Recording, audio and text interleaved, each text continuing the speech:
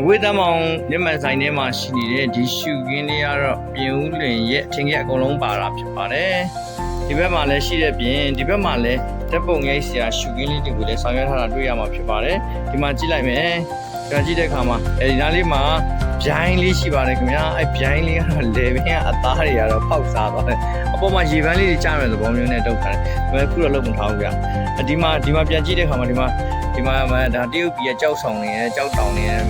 အတက်လန်းနေရပါတယ်ပေါ်ထားတာဖြစ်ပါတယ်ဒီဘက်ကိုပြန်ကြည့်လိုက်ဒီဘက်ကိုကြည့်လိုက်တဲ့အခါမှာကြောက်ဆောင်ပေါ်မှာဒီမဲ့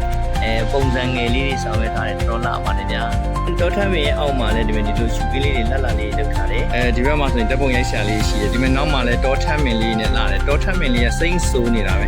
တောထမ်းပင်လေးရဲ့ဒီဘက်မှာရှိနေတဲ့ထိုင်ကုန်းလေးရဲ့ဒီဘက်မှာရှိတဲ့ထိုင်ကုန်းလေးတွေဒါဆိုရင်ခုလောကမိုးရွာနေတာဆိုတော့ထိုင်လို့မကောင်းဘူးမိုးမရွာရင်တော့ရှင်းပြေတယ်ဗျာကားပါကင်ရဲ့အနီးမှာဒီမှာကြည့်ဒီမှာ6လပင်လေးရှိတယ်6လပင်လေးလည်းတော်လာအောင်6လပင်လေးရှိတယ်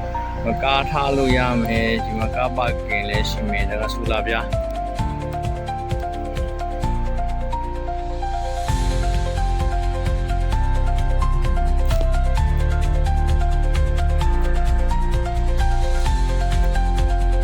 မကွေးတမ်းမောင်မြန်မာဆိုင်မှာတဲ့ပိုင်1ပိုင်ကက်ပေးပါတယ်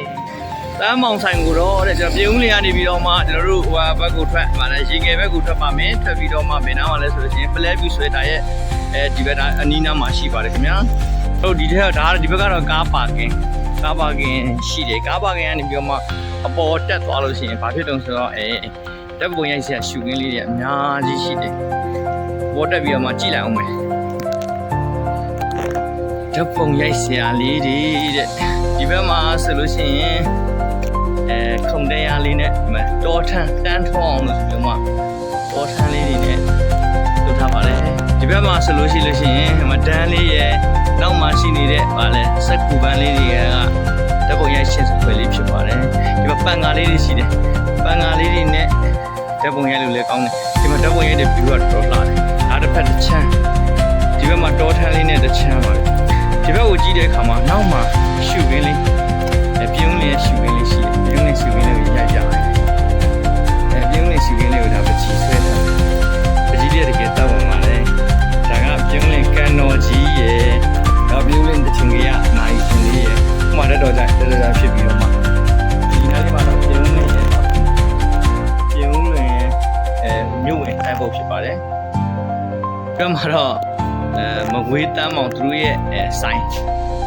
လေးကိုဒီမှာဘာလို့ထားလဲဆိုလို့ရှိရင်ပချီဆွဲထားတာတော့တောက်ဝင်တယ်အဲ့လိုနဲ့ပေါ်ဆက်တက်သွားရင်ဒီဘက်ဘေးလေးမှာဘာရှိမလဲဒီဘက်ဘေးလေးမှာတော့ဒန်းလေးရှိမယ်ဒီဒန်းလေးမှာလည်းတပုံရိုက်လို့အဆင်ပြေမှာဖြစ်ပါတယ်ဒါကတက်သွားတဲ့ညာဘက်ချမ်းကိုရိုက်ပြတာဖြစ်ပါတယ်ဒီဘက်မှာတော့ပုံစံလေးထားတော့တရားလို့ဘာလို့လေးလောက်တာဒါတကယ်တော့တရားမဟုတ်ဘူးရှောက်လန်းလေးပေါ့အပေါ်မှာဂုံးလေးနဲ့ဂုံးလေးနဲ့ပြီးတော့ဆိုတော့မတော်ဘူးလားဘာလို့ဆိုကဲဒီနောက်မှာဆိုလို့ရှိရင်တော့ပန်းခင်းလေးတွေလည်းထားပြီးဒီဒါပန်းမင်းတွေရှိတယ်ဒါကတော့မသိရင်တော့မြောက်ပေပန်းလို့ပြောမြောက်ပေပန်းဆိုတာ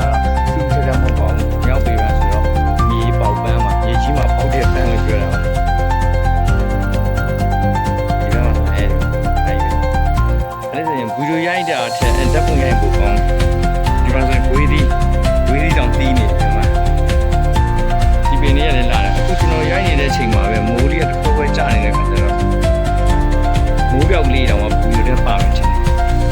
ရှုပ်ကနေတော့လာတယ်ဒီလိုလန့်ကြည့်လိုက်တဲ့အချိန်မှာလည်းဒီလိုလေးကျတော့လေကားတက်လာလို့ရတဲ့ပုံဒီမှာတော့စကိုင်းဒီခေါ်တာပေါ့ကျွန်တော်ပေါ်တော့စကိုင်းလိုက်ချင်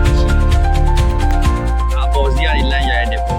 မဝေးသားမောင်ဆိုင်ဖြစ်ပါတယ်ဒီကလေးလည်းအပေါ်စီကနေကြည့်ရတဲ့ပုံအဲ့ဒီမှာဓာတ်ပုံရိုက်လို့ကောင်းဆုံးနေရာလေးလို့ပြောရမှာဖြစ်ပါတယ်